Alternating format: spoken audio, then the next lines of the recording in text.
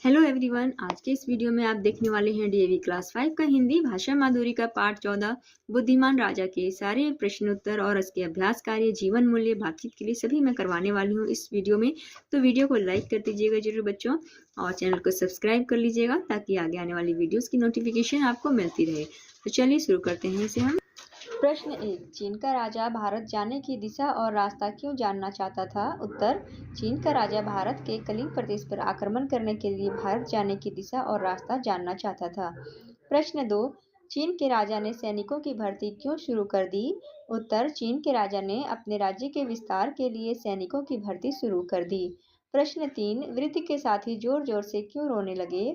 वृद्ध और उसके साथी चीन के राजा को यह बताना चाहते थे कि भारत सिंगापुर से इतना दूर है कि वह अब इस जीवन में अपने देश नहीं लौट पाएंगे, इसलिए वृद्ध के साथी जोर जोर से रोने लगे। प्रश्न 4, कलिंग के राजा ने गुप्त बैठक क्यों बुलाई? उत्तर, कलिंग के राजा ने कलिंग को चीन के आक्रमण से बचाने के लिए बुद्धिमान व्यक्तियों की बैठक बुलाई।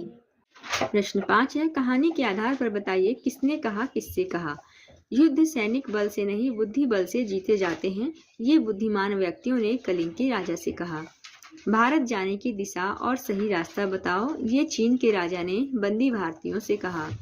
फल भी रास्ते में सूख गए, ये वृद्ध व्यक्तियों ने चीन के राजा से कहा। हमारा है बातचीत के लिए, तो कलिंग को किस प्रकार बचाया गया? क्या आपके पास भी कोई ऐसी योजना है जिससे कलिंग को बचाया जा सकता था? तो देखिए इसका उत्तर होगा, मैं कलिंग प्रदेश को बचाने के लिए चीन के राजा के पास यह सूचना पहुंचवाती कि कलिंग प्रदेश समृद्ध होने के साथ साथ सैन्य सामग्री तथा युद्ध कौशल में भी बहुत निपुण है। कलिंग प्रदेश के राजा के पास करोड़ों की संख्या में सैनिक हैं। यह जानकर चीन का राजा युद्ध करने का विचार ही त्याग देता।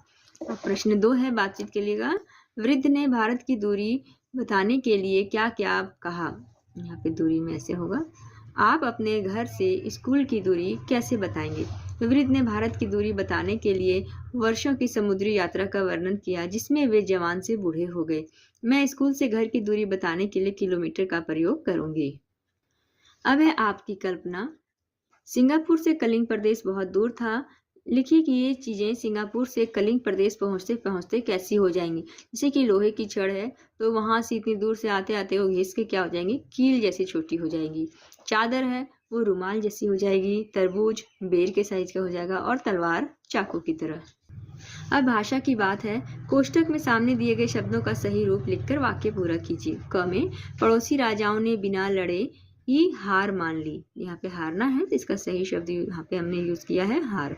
राजा के बुद्धिमान व्यक्तियों की एक बैठक बुलाई, उसने शीघ्र उस पर काम शुरू कर दिया। करना का यहाँ पे कर। राजा को वह सुझाव बहुत पसंद आया। फल भी रास्ते में सूख गए।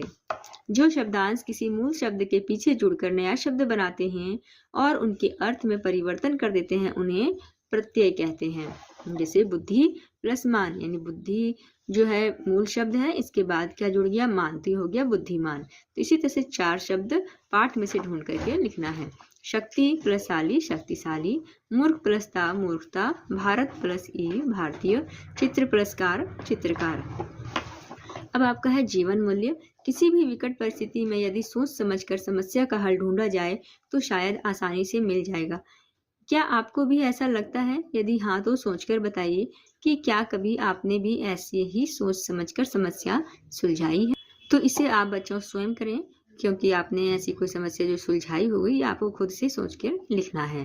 तो ये पाठ आपका यहाँ पे समाप्त होता है।